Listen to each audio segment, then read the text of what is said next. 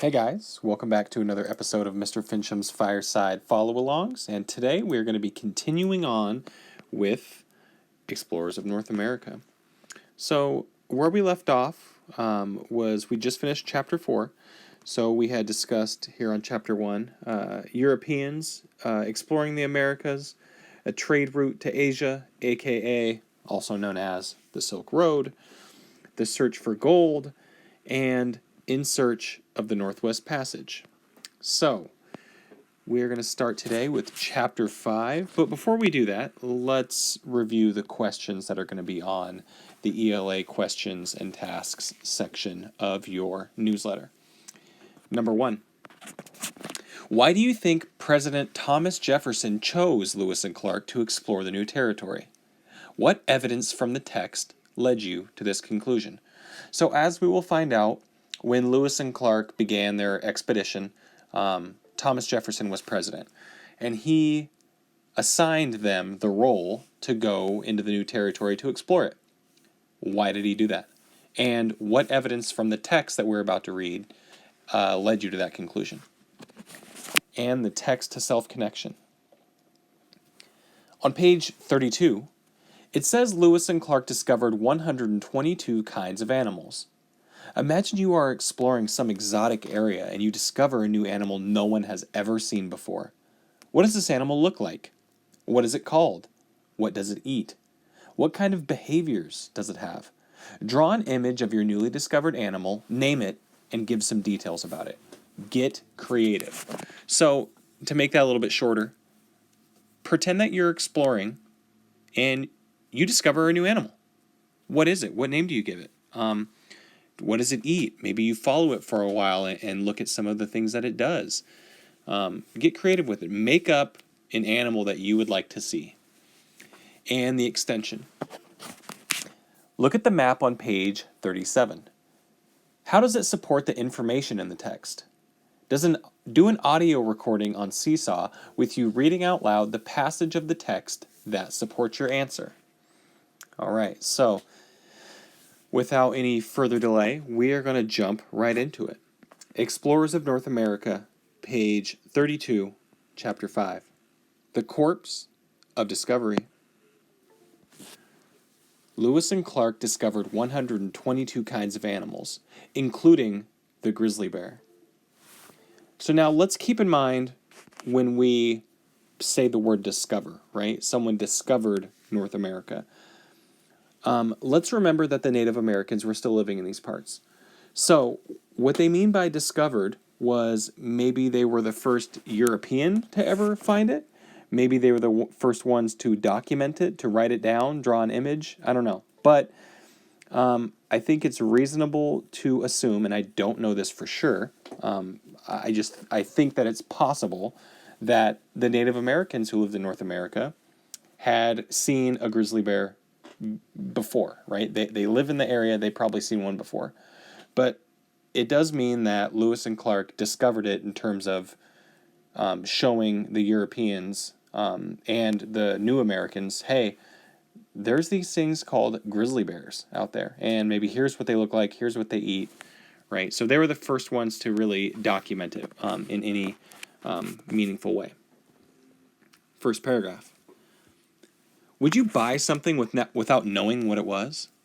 That's what the United States did in 1803.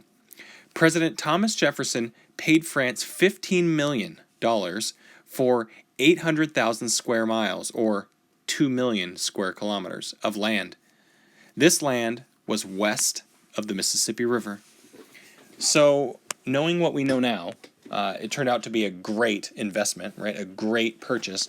But he basically bought more than half of the United States for $15 million. And then we, quote, owned it, even though some of the natives already lived in those parts. But that's a lot of land. 2 million square kilometers. All right, we're going to go to page 33. Let's take a look at this painting here. In this painting, Lewis and Clark encounter a group of Native Americans. So here is the natives. I don't know if this is Lewis or Clark, but here's the men arriving on shore, and they're meeting them. pretty good drawing, pretty good drawing, pretty good artwork. The team of Lewis and Clark. The land that Jefferson bought in 1803 doubled the size of the United States, but nobody in the United States knew much about the land. Jefferson sent Meriwether Lewis and William Clark to explore it. Lewis was Jefferson's personal secretary. He was also an explorer. Clark had served in the army with Lewis. Both men knew how to survive in the wilderness. So that last sentence, both men knew how to survive in the wilderness, extremely important. Because if you buy 2 million square kilometers of land that you and no one that you know, or no one that you know in history, has ever explored it, if you're setting out to do that, you might want to be good at surviving in the wilderness, right? These are not people who only know how to live in a city. These are people who know about nature. They know how to navigate. They know how to fend off cold weather and animals. Of course, they had Native American help, but that part is important. Now we're going to go to page 34. So, read the little red caption here. This drawing from Clark's journal introduced Americans to the white salmon trout, now known as the coho, or silver salmon. So this is a page from the book that they wrote. Well, they weren't writing a book. They were more keeping notes, like a journal, right?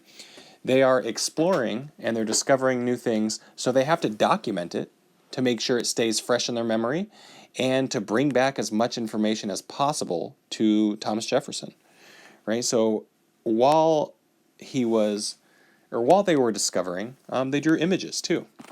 It's a pretty good drawing. First paragraph.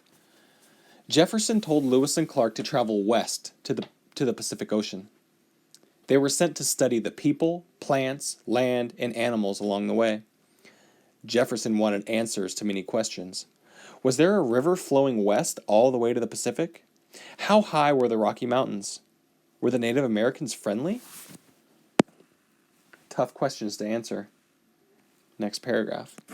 Lewis and Clark formed a group of almost 50 men called Corps of Discovery. On May 14th, 1804, the Corps left St. Louis, Missouri. They began a hard journey on the Missouri River. The men often had to paddle upstream. Sometimes they had to get out and pull their boats. They covered less than 14 miles, or 23 kilometers, each day. So, for those of you who want a little math challenge, if you have 2 that would be tough, but let me correct myself. 2 million square kilometers, and you are discovering about 14 miles or 23 kilometers each day, how many days would it take you to explore the entire thing, right? All right, and now we're going to go to page... Well, but actually, before we turn the page, let's look at these questions that Jefferson wants answered. Was there a river flowing west all the way to the Pacific? So that requires them to get on the Missouri River and just go. Just continue going as far west as they can. And if it stops, then they get out and they have to find another river.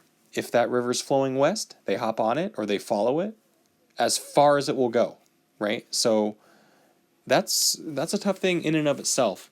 Now this next question. How high were the Rocky Mountains? Okay, so first, you have to find them. Second, you have to get to the top of them, or the highest point you can. And thirdly, you have to measure it, right? This is an extremely difficult and dangerous task for them. And were the Native Americans friendly?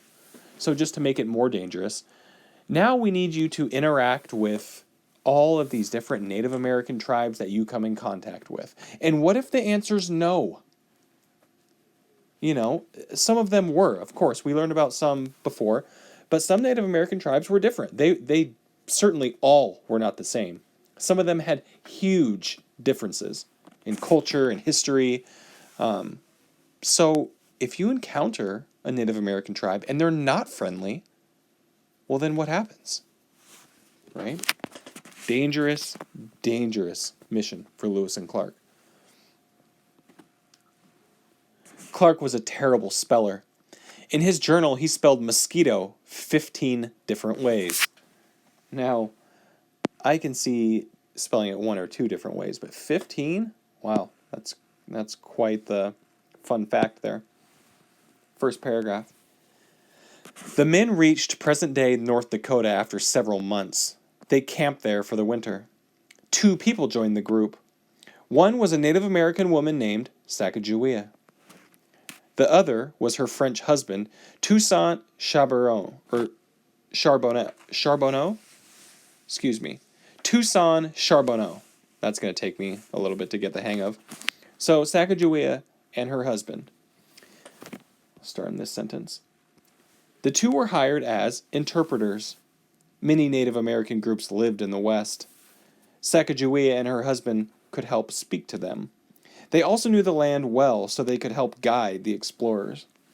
Again, this is super useful, right? Sacagawea was a tremendous help, because if Lewis and Clark and all of their men run into a Native American tribe, and they can't speak to them, well, that's not an easy thing to overcome, right? So they had somebody who can interpret, that's also known as a translator, so they can actually communicate.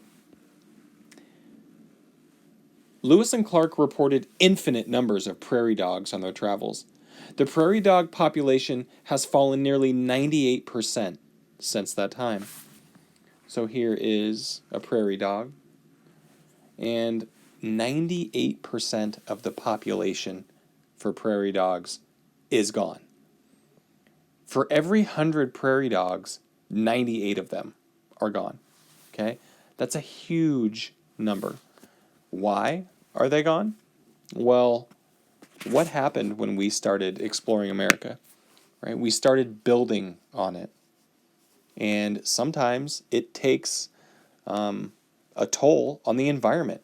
We have to destroy parts of the environment for animals so we can build forts and roads and shops and towns, right? So it does a lot of damage to the ecosystem. We're going to go to page 36. Reaching the Pacific. By the summer of 1805, the corps reached Sacagawea's home in present-day Montana. They crossed the Rocky Mountains on horseback. They made dugout canoes and continued along a new river. In November, they finally reached the Pacific Ocean. It was a thrilling moment. Their journey was not yet over. They still had to travel home. That took them another year.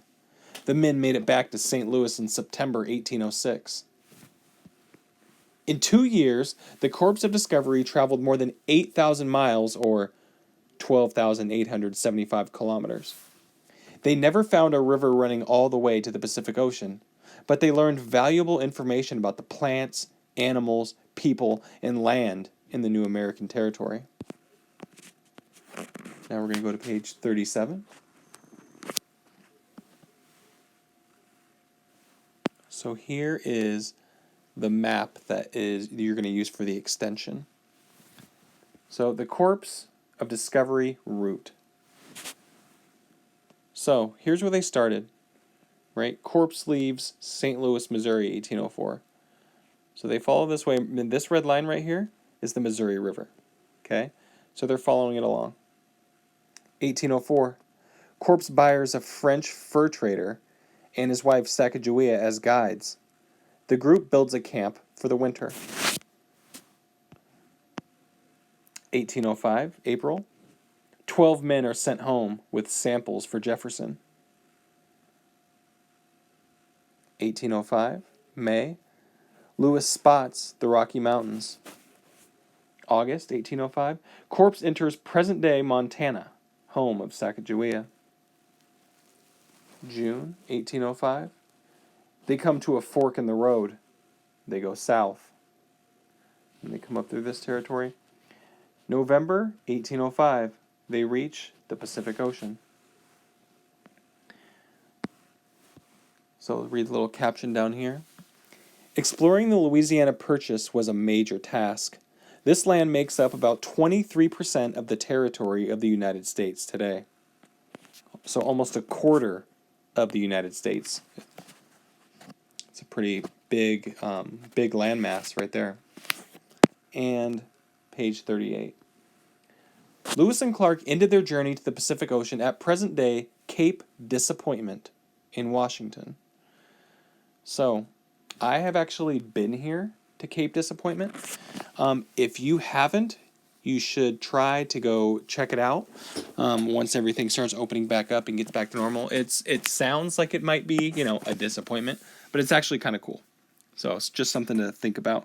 Our state of Washington is packed with little cool tidbits of history like that.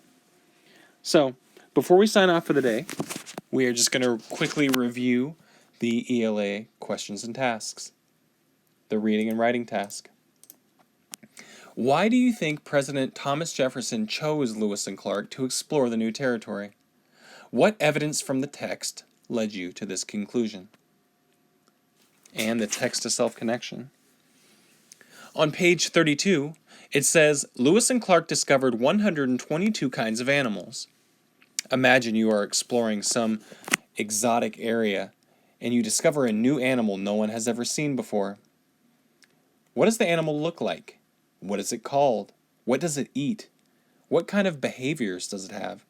Draw an image of your newly discovered animal, name it, and give some details about it. Get creative. And the extension. Look at the map on page 37. How does it support the information in the text?